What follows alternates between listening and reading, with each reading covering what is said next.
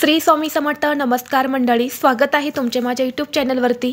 आजचा दिवस तुम्हाला खूप छान सुखाचा आनंदाचा जाऊ हीच मी स्वामींच्या चरणी प्रार्थना करते आणि आज या नवीन व्हिडिओला सुरुवात करते. 7 सप्टेंबरपासून म्हणजेच भाद्रपद पौर्णिमेपासून पितृपक्षाला सुरुवात झालेली आहे आणि हा पितृपक्ष 21 सप्टेंबर म्हणजेच सर्वपित्री अमावस्येच्या दिवशी संपणार आहेत. पितृपक्षातील हे 15 दिवस आपल्या हिंदू धर्मात खूप महत्त्वाचे मानले जातात. या पितृपक्षाच्या काळात आपले पूर्वज हे पितृलोकांतून पृथ्वीवरती येतात असे मानले जाते.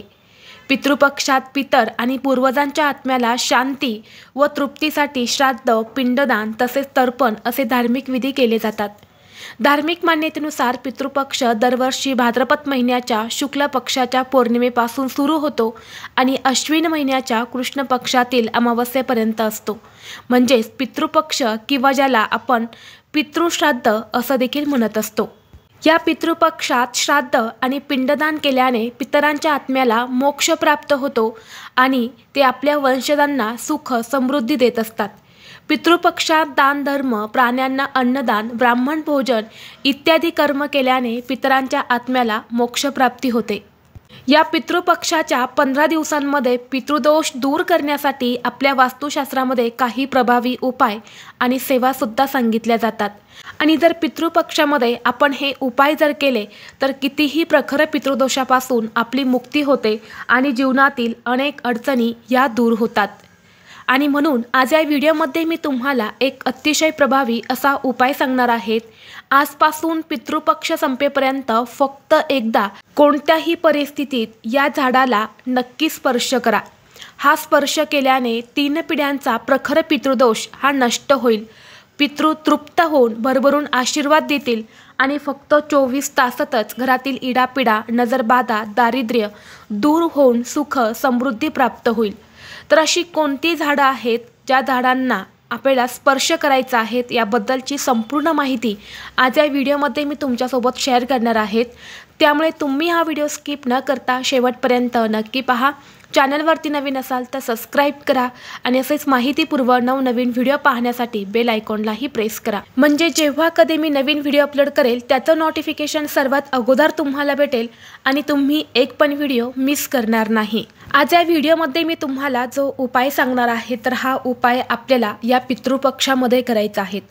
पितृपक्ष संपेपर्यंत तुम्ही कोणत्याही दिवशी हा उपाय जो आहे तर तो करू शकता.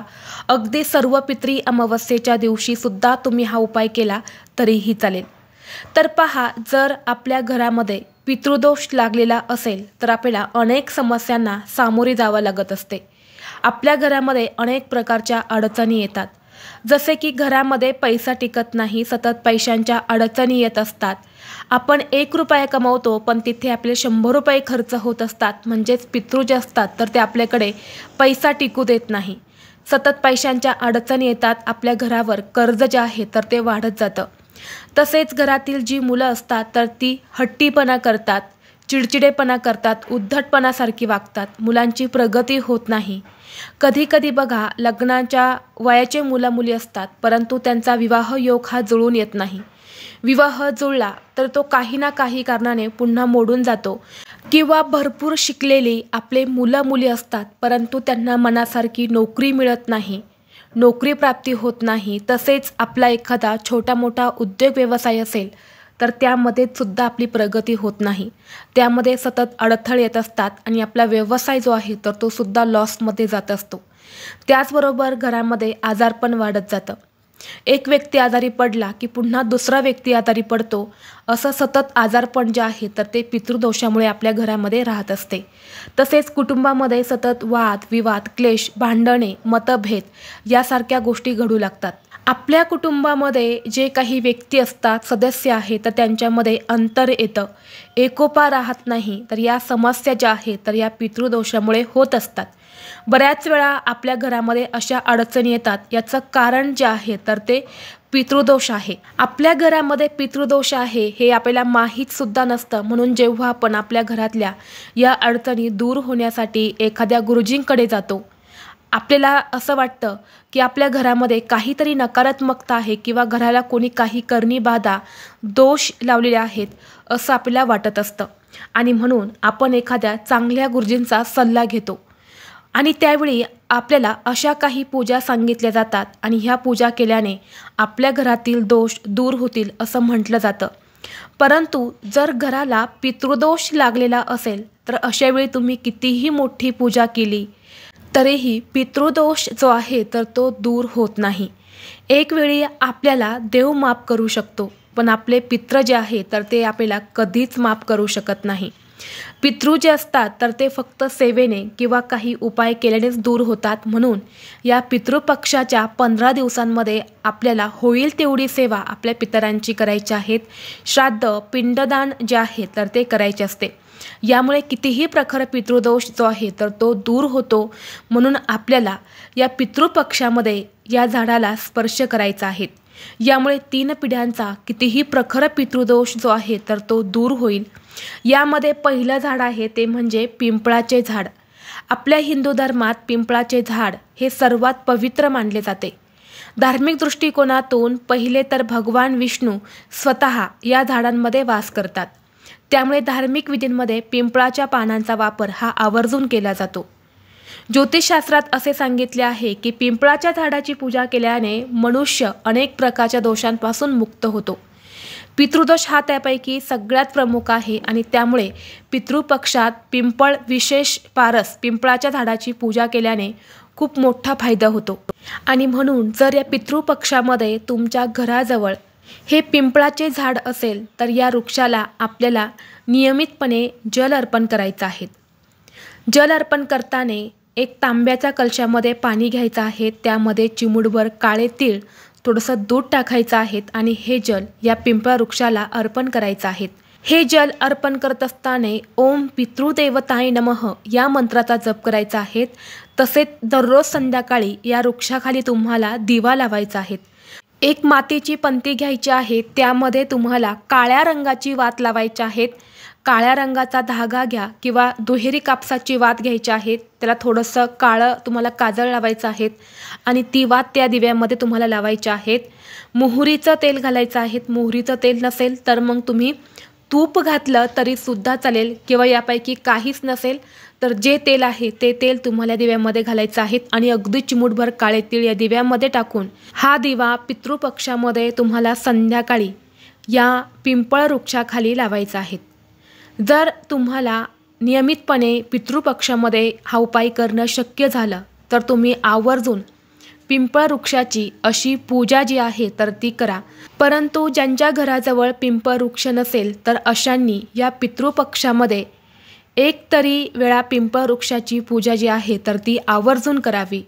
सांगितल्याप्रमाणे तुम्हाला जल अर्पण करायचं आहे, दिवा लावायचा आहे आणि या वृक्षाला 11 प्रदक्षिणा करायच्या आहेत. प्रदक्षिणा करत असताना ओम पितृदेवताय नमः या मंत्राचा जप तुम्हाला करायचा आहे आणि यानंतर दोन्ही हात जोडून आपली मनोमन इच्छा जी आहे तर ती व्यक्त करायची आहेत. आपल्या पूर्वजांची माफी मागायची आहेत. पूर्वजांचे स्मरण करायचं आहे. पूर्वजांना सांगायचं आहे की आमचं काही चुकलं असेल तर आम्हाला माफ करा. तुमचे आशीर्वाद हे सदैव आमच्यावरती राहू द्या. घराची प्रगती होऊ द्या अशी तुम्हाला मनोभावे प्रार्थना करायची आहेत. परंतु पितृपक्षामध्ये तुम्हाला हा उपाय करताना चुकूनही या पिंपळ वृक्षाला स्पर्श करायचा नाहीत. कारण पितृपक्षामध्ये या झाडाला स्पर्श केला जात नाही. म्हणून तुम्ही हा दिवा लावताना जल अर्पण करताना थोडं लांबूनच तुम्हाला जल अर्पण करायचं आहे. आपला स्पर्श या वृक्षाला होणार नाही याची तुम्हाला काळजी घ्यायची आहे. या पिंपळ वृक्षामध्ये साक्षात भगवान विष्णू आणि माता लक्ष्मीसोबतच आपले पितृसुद्धा वास करत असतात. आणि ज्योतिषशास्त्रानुसार पितृपक्षामध्ये जर आपण पिंपळ वृक्षाची पूजा केली तर कितीही प्रखर पितृदोष जो आहे तर तो दूर होतो. यानंतर पुढचे झाड आहे ते म्हणजे वटवृक्षाचे झाड, ज्याला आपण वडाचे झाड असे सुद्धा म्हणत असतो. शास्त्रामध्ये वटवृक्षाला खूप महत्त्वाचं मानलं जातं. हे खूप लाभदायक वृक्ष आहेत आणि भगवान शिव या झाडामध्ये वास करतात. आणि भगवान शिवशंकर हे पितरांचे देवता आहेत. आणि अनेक धार्मिक विधींमध्ये वटपूजेचे महत्त्व आहे. पितृपक्षात या झाडाची पूजा केल्याने पितरांच्या आत्म्याला शांती मिळते आणि प्रखर पितृदोषापासून मुक्ती मिळते. आणि म्हणून या पितृपक्षामध्ये आपल्याला एकदा तरी या वृक्षाला काळे तीळ आणि थोडंसं कच्चं दूध घालून 1 लोटा जल जे आहे तर ते अर्पण करायचं आहे. आणि यानंतर या वृक्षाखाली शुद्ध गाईच्या तुपाचा दिवा तुम्हाला लावायचा आहे. आपल्या पूर्वजांच्या आत्म्याला शांती मिळावी यासाठी प्रार्थना करायची आहेत.